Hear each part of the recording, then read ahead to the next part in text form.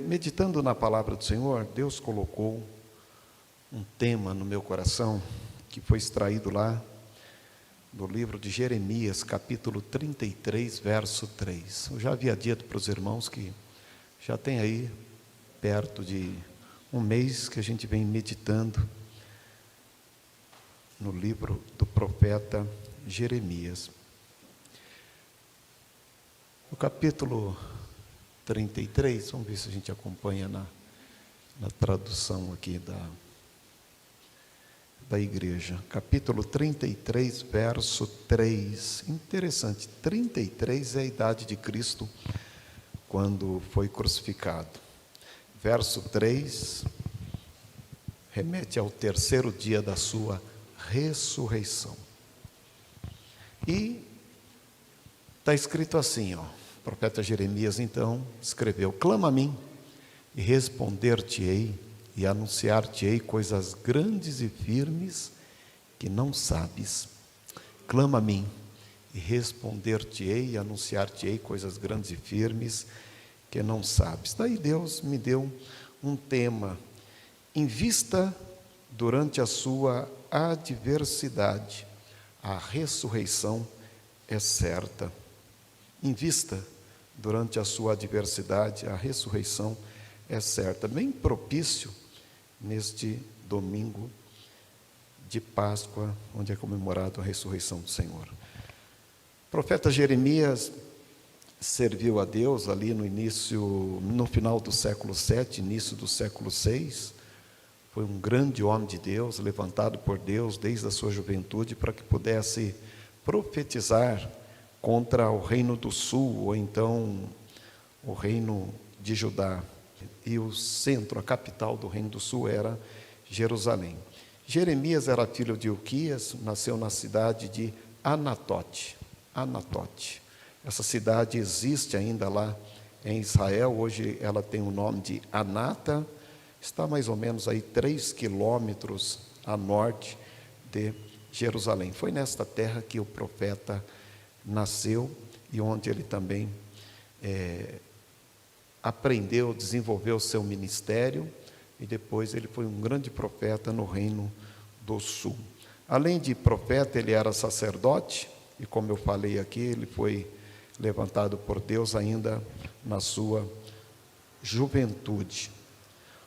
O ministério do profeta Jeremias perdurou em torno de 40 anos, e ele profetizou sobre o cativeiro babilônico que estava para acontecer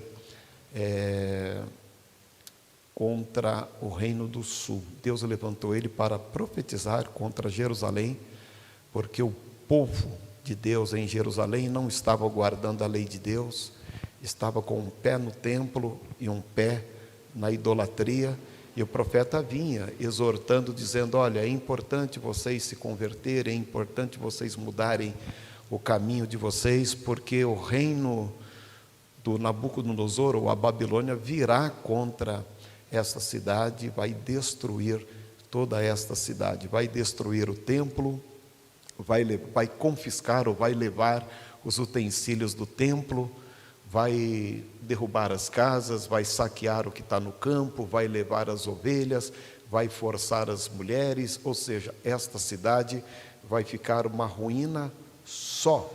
E o povo não se atentava para o que o profeta Jeremias estava dizendo. Na verdade, até uns falsos profetas e líderes na época prenderam Jeremias, porque ele profetizava aquilo que Deus queria que ele falasse, porém o povo queria ouvir outras coisas de Jeremias. Então Jeremias passou grande parte do seu ministério exortando o reino do sul. E o que chama a atenção aqui, irmãos, é que Jeremias estava encarcerado pela segunda vez. Ele estava no palácio real, encarcerado pela segunda vez, com incerteza se ele iria viver ou não, e Deus fala com ele. Sabe o que Deus falou com ele? Falou exatamente o que a gente está lendo aqui, clama a mim e responder-te-ei e anunciar-te-ei coisas grandes e firmes que não sabes.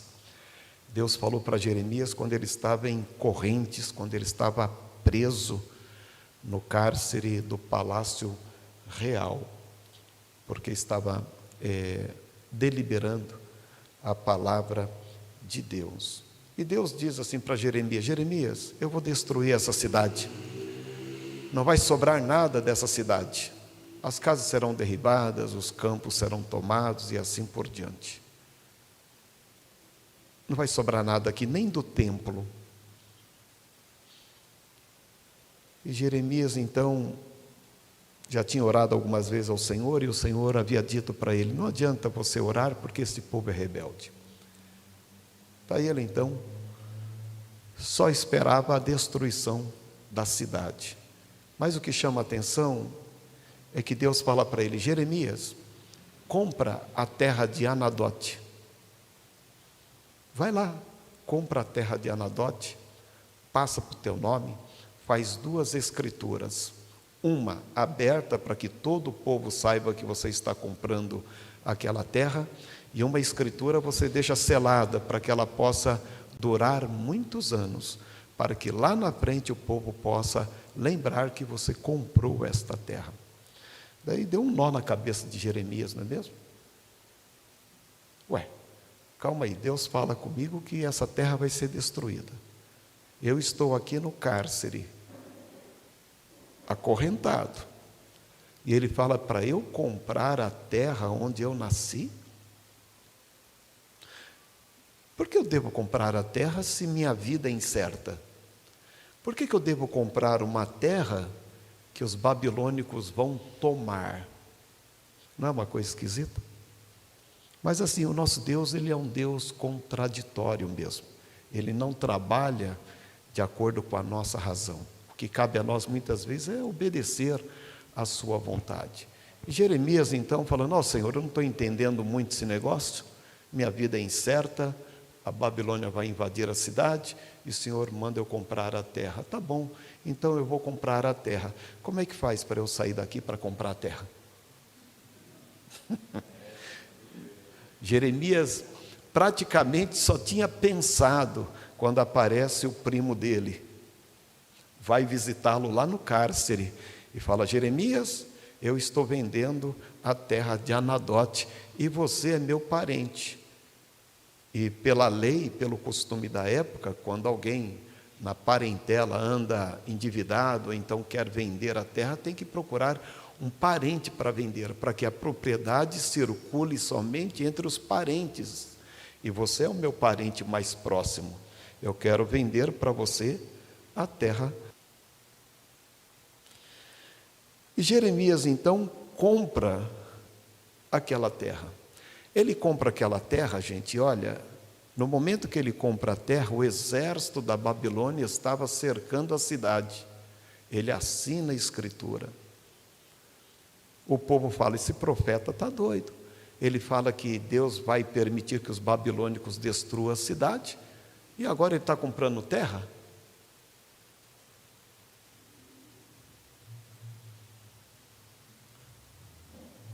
E o que chama a atenção é que Deus mandou ele comprar na pior adversidade dele e da cidade. Deus disse para ele assim: nestas palavras, invista na tua adversidade. Você está preso, está em corrente. Invista. Pega aquelas pratas que você tem guardado lá e compre. Sabe por quê, Jeremias? Depois que essa terra sofrer pelos babilônicos, eu vou trazer o meu povo para essa terra de novo.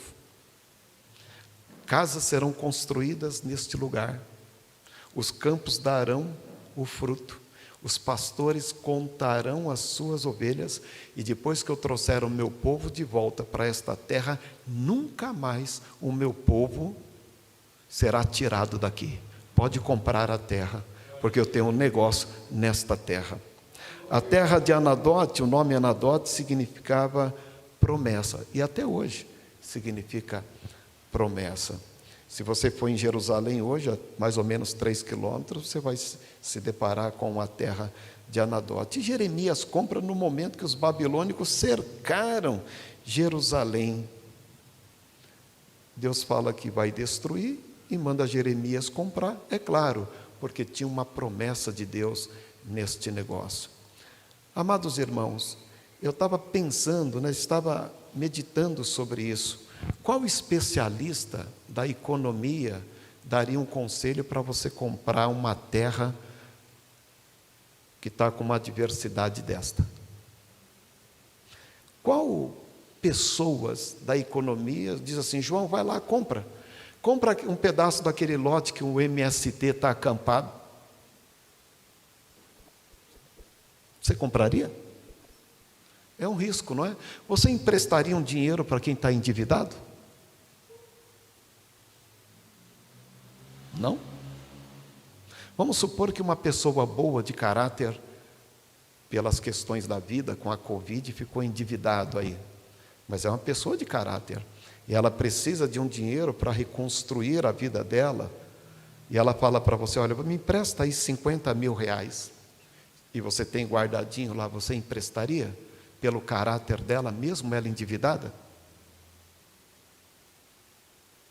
Bem, ela está endividada, mas tem caráter. Você acredita ou não acredita?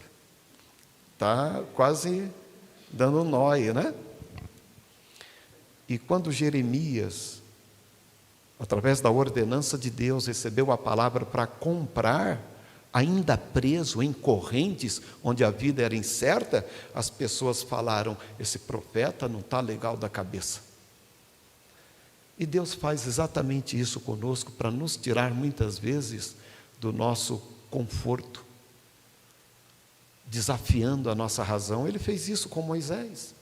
Ele falou assim: Moisés, você vai lá, você fala para Faraó deixar meu povo ir, e para que você creia que eu estou na sua vida, eu vou fazer uns sinais aqui para você. E fez o sinal lá no Monte Sinai, você sabe. Fez com que a vara se tornasse uma cobra, e fez com que a mão dele ficasse leprosa, aquela história toda. E Deus disse o seguinte: vai lá e fala com o Faraó para deixar meu povo sair do Egito. Só que tem um negócio, Moisés, eu não vou deixar. Calma aí, Deus, deixa eu ver se eu entendi. O Senhor falou para eu ir lá, falar com o Faraó para deixar o seu povo ir. Tá, como é que é o negócio? Eu vou endurecer o coração de Faraó para não deixar. Uns negócios estranhos, não é mesmo? Porque Deus tinha o quê? Propósitos. Quando Deus fala assim: invista nas adversidades, que a ressurreição é certa, a gente tem que crer lá no final da frase: a ressurreição é certa. Deus disse para Jeremias: porventura algum homem tem o poder para parar o ciclo do dia e da noite? Surge o dia, termina o dia, vem a noite, termina a noite, vem o dia, e esse ciclo acontece todos os dias. Tem alguém capaz de evitar ou fazer com que isso não aconteça? Pois é, Jeremias, assim digo eu, o Senhor: esta terra será próspera, eu trarei o meu povo de volta. É verdade que Jeremias compra a terra e etc, aquela coisa toda, e Deus cumpre isso mais para frente. Mas a gente lendo o texto aqui, Deus trouxe o seu povo de volta para aquela terra, e ninguém mais vai tirá-lo de lá. Está estabelecido naquela terra, tem casas, tem prédios naquela terra, o campo está produzindo, os pastores estão contando o seu gado, e Israel é uma das maiores potências do mundo. Por quê? Porque Deus vela por sua palavra. Quando Deus disse para Jeremias: Jeremias, invista aí na sua adversidade, e agora um friso meu, que a ressurreição é certa. Hoje é domingo da ressurreição. Deus está dizendo para nós assim: como você está investindo na sua adversidade? Você está indo pela razão? Você pode estar preso em grilhões, você pode estar na dúvida, na incerteza, você não sabe se toma um caminho da direita, da esquerda, frente e trás, e você fala, você está numa situação difícil, e Deus está dizendo o seguinte: invista. A ressurreição é certa. Mas calma aí, Deus, investir como? Jeremias 33:3, invoca a mim, e eu vou te revelar coisas grandes e firmes que você não sabe. O grande investimento é invocar, é crer, é investir na adversidade, crendo que Deus é poderoso para fazer ressuscitar. Quando Deus nos desafia a investir na adversidade, gente, não é para todo mundo não, é para poucos. Porque a nossa razão não nos permite. Jeremias olhou e falou o seguinte: como é que eu posso investir preso? Como é que eu posso comprar? Minha vida é incerta, e a Babilônia já cercou a cidade. Mas o caráter de Deus falou mais alto para Jeremias. Qual é o Deus que você crê? O que você está investindo hoje no teu presente, acreditando que o futuro é certo? Ou você está congelado? A gente pode estar congelado, a gente pode estar estagnado. Como é que eu invisto durante esta adversidade?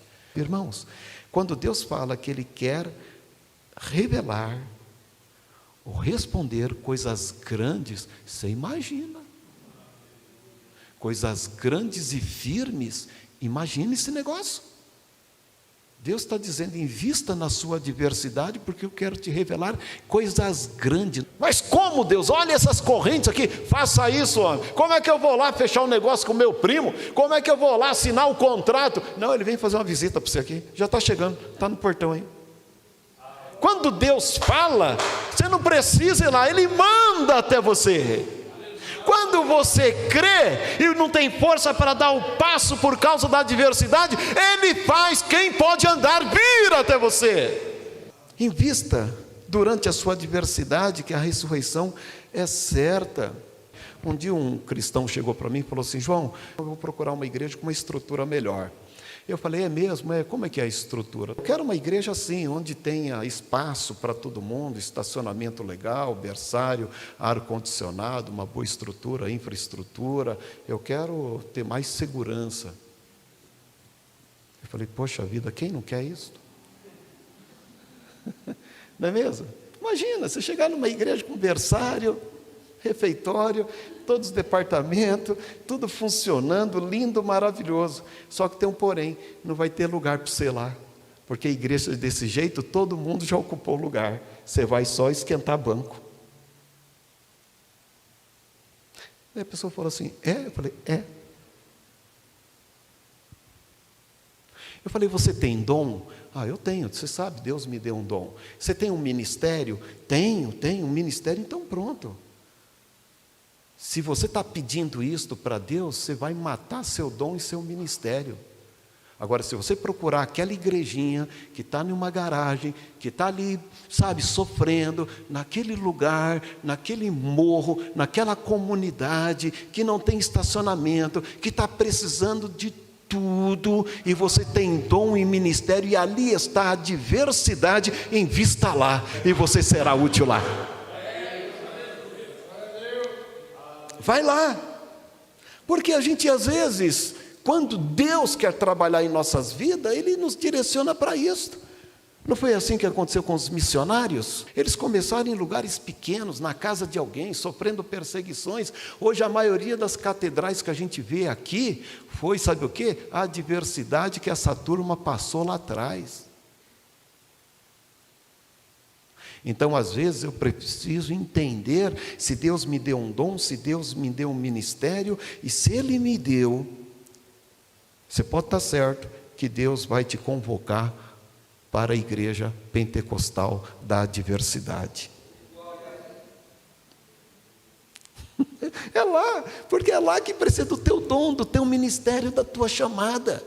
A adversidade é um momento que Deus nos prova para que a gente possa investir.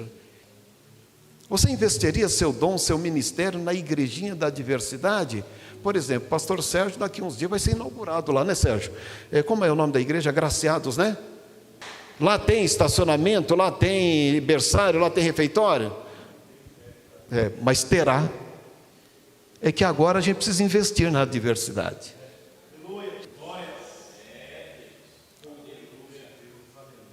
Invista durante sua adversidade. E a ressurreição é certa. Porque às vezes a gente quer o que é mais racional, mais adequado. Hoje a gente conhece catedrais que, meu pai, onde começaram essas igrejas? A Igreja Assembleia de Deus no Brasil conta com mais de 15 milhões de crentes, mas Daniel Berg e Gunnar Wingren, no seu primeiro dia, dormiram na praça. Até eles conseguirem um lugar, um trabalho e começar a falar a língua portuguesa, demorou. E depois eles foram expulsos de uma igreja que não cria nos dons aqui, começaram a fazer o seu culto em casa.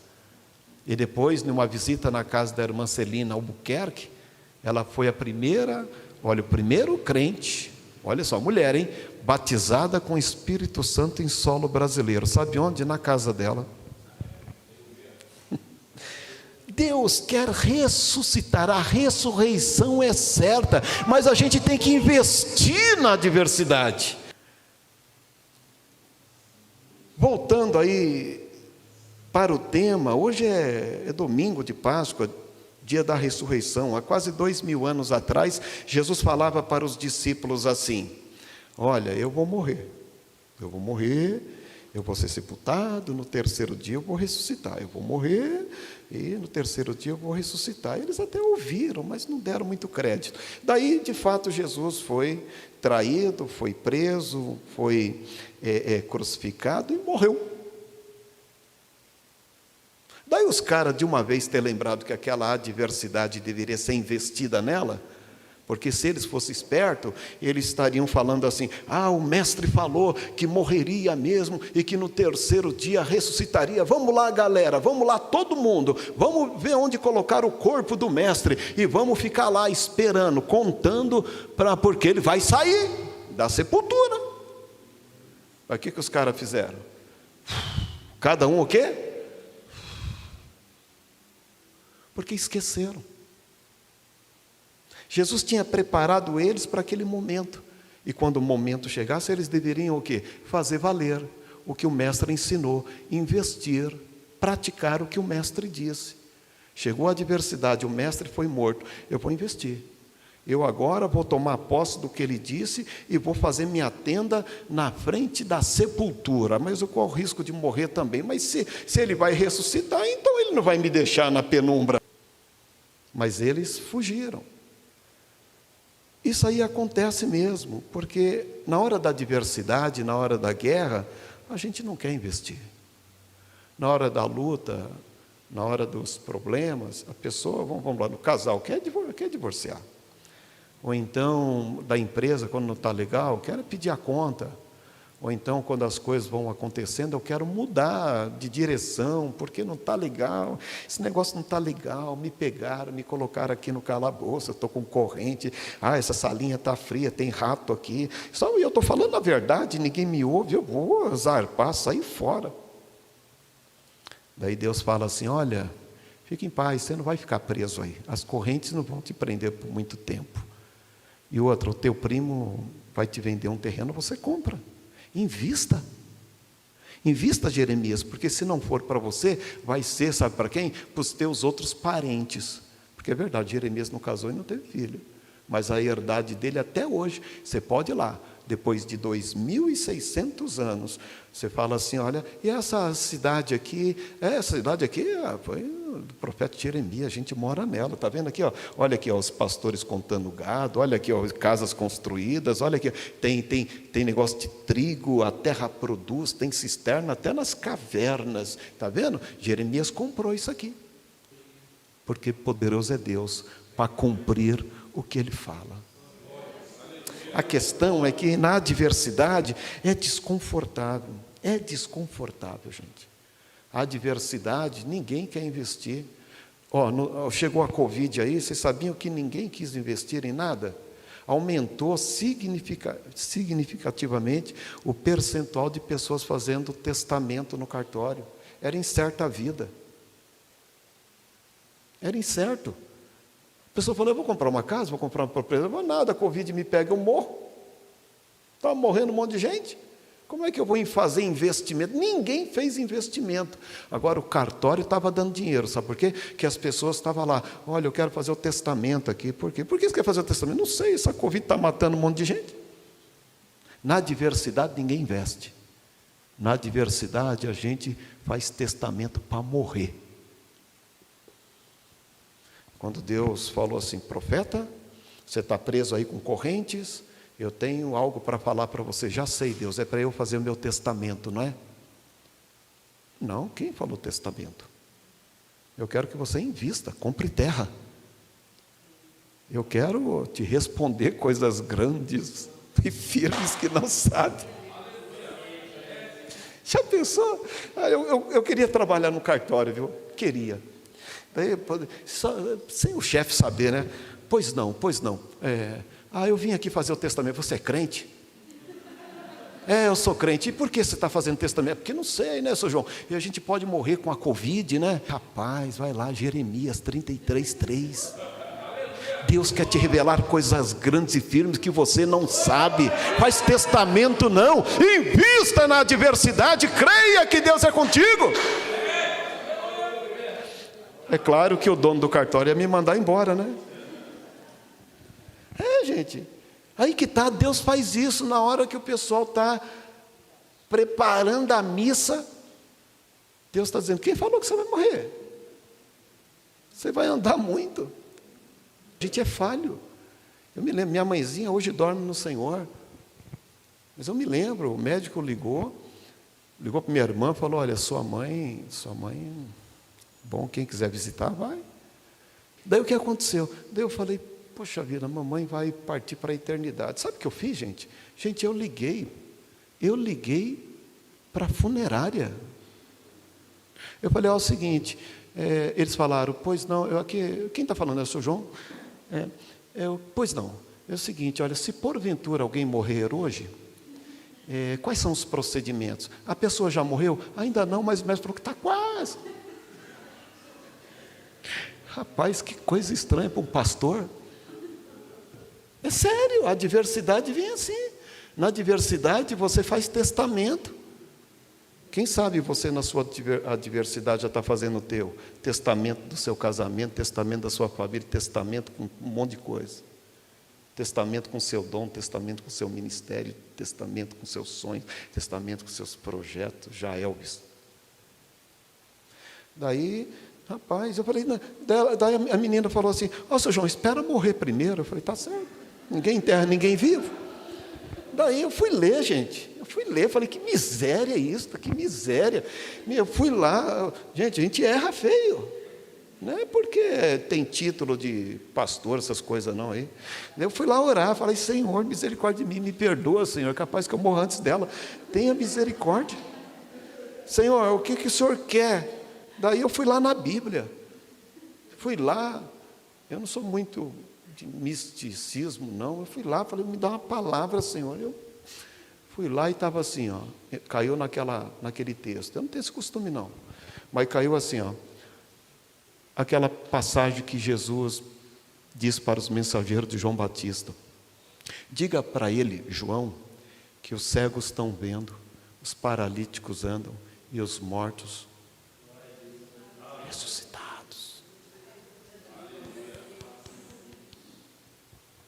Eu cheguei, fiquei grande, fui lá no hospital, entrei lá, minha mãezinha com o olhinho dela assim, está viva. Eu falei, mãe, é o seguinte, Deus falou comigo em relação à senhora. O médico falou que está difícil aí, né? Mas assim, a senhora quer ir ou a senhora quer viver? Fui bem taxativo para ela. Ela olhou para mim e falou, eu ainda quero viver. Então a senhora não vai morrer, porque Deus disse que hoje é dia de ressurreição. Eu orei por minha mãe naquele dia. Minha mãe saiu de lá e ainda ficou com a gente mais uns 10 anos. Mais 10 anos. A gente é assim mesmo, na adversidade, a gente vai fazer testamento. Deus falou para Jeremias, Jeremias, tem um negócio grande para falar com você. Você vai me procurar e eu vou te revelar, sabe, coisa grande, firme que não sabe. Senhor, é um testamento. Não, invista. Vai lá, rapaz, compra a terra que o teu primo vai te vender, compra, porque essa terra ainda vai produzir muito. Eu trarei para esta terra o meu povo dos 4 cantos da terra, e depois que eles vierem, ninguém jamais vai tirá-los de lá. Mas eu não sei se eu estou crendo nessas promessas, né? O Senhor havia falado com ele, mas Jeremias recebeu zombaria. Esse profeta é doido, ele fala que a terra vai ser destruída, depois fica querendo comprar terreno. Sabe aquele negócio de malandro? Falando, olha, os babilônicos vai vir aí, vai tomar tudo, já cercaram tudo aí, vai tomar tudo. Então parece aquele profeta oportunista. Mas nada, Deus era na vida dele. E o que me chama a atenção é isso, é Deus dizendo para ele, invista nessa tua adversidade. Clama a mim, Jeremias, eu vou te responder, eu vou te anunciar coisas grandes e firmes que não sabe. É para você isso hoje. A gente tem a fraqueza de fazer testamento para um monte de coisa. Quando Deus diz que vai responder e vai anunciar coisas grandes e firmes, meu irmão, é coisas que nós nunca experimentamos. Mas essas coisas que nós nunca experimentamos, pode estar inserida em adversidades que nós nunca passamos. Quem sabe é a sua? Quem sabe a adversidade que você está passando hoje? Com os problemas na primeira pessoa, na terceira, sentimental, emocional, ou então nesta neurose que está acontecendo no mundo, na família, ou em você mesmo. Deus está dizendo para você, invista na sua adversidade, assine essa escritura hoje, toma posse, tá bom, e o que eu devo fazer? Clamar, começa a clamar hoje, começa a falar, Deus, eu creio que estas correntes, que esta prisão não serão suficientes. Eu creio que não há qualquer possibilidade pela razão de eu entender isso, mas eu creio que quando o Senhor me pede para investir, não é nem pede, ordena para investir, é porque a ressurreição é certa. Porque Deus não pede, Deus não dá opinião e sugestão. Ele fala assim, Jeremias, vai e compre. Você fala assim, Deus, está doendo aqui. Ele fala, compra a terra lá. Deus, que fulano não presta. Vai lá, pregue para ele. Meu serviço está com nada. Insista mais um pouco. Meu casamento já foi. Mas Deus está dizendo para nós, clama a mim. Eu quero te responder coisas grandes e firmes que você não sabe. E eu quero terminar aqui. A gente poderia ir longe falando sobre isso, insistindo para que você assine a sua escritura hoje. Hoje é eu que estou trazendo a escritura para você. Invista. Escreva lá na escritura, eu, fulano de tal, no tempo da minha adversidade, com problemas importantes e outros impossíveis, aos meus olhos, assino essa escritura. Invisto o que tenho pela fé, crendo que Deus fará a minha vida prosperar e, por fim, a vida eterna com Cristo Jesus. Você quer assinar a escritura? Eu trouxe ela aqui. Eu já assinei a minha. Sabe por quê? Porque Jesus falou, olha, Jeremias 33:3. Hoje é o domingo da ressurreição. Deus está ressuscitando questões da nossa vida. Gente, é a palavra de Deus para nós. Toma posse desse negócio e fala, Senhor, eu invisto nisto, eu creio, Senhor, eu clamo a Ti e creio que o Senhor vai revelar coisas grandes e firmes que eu não sei. Quanto maior a adversidade, maior são as coisas de Deus. Ficamos em pé, coloca a mão no coração, eu vou falar eu, daí você vai dizer o seu nome, tá? É a escritura que você está assinando, diga eu, seu nome para você mesmo, completo, hein? Repita, no tempo de minha adversidade, com problemas importantes e outros impossíveis, aos meus olhos, eu assino essa escritura e invisto o que tenho pela fé, mesmo pouca força, pela fé, creio que o Senhor fará a minha vida prosperar e por fim a vida eterna. É a tua palavra, Pai.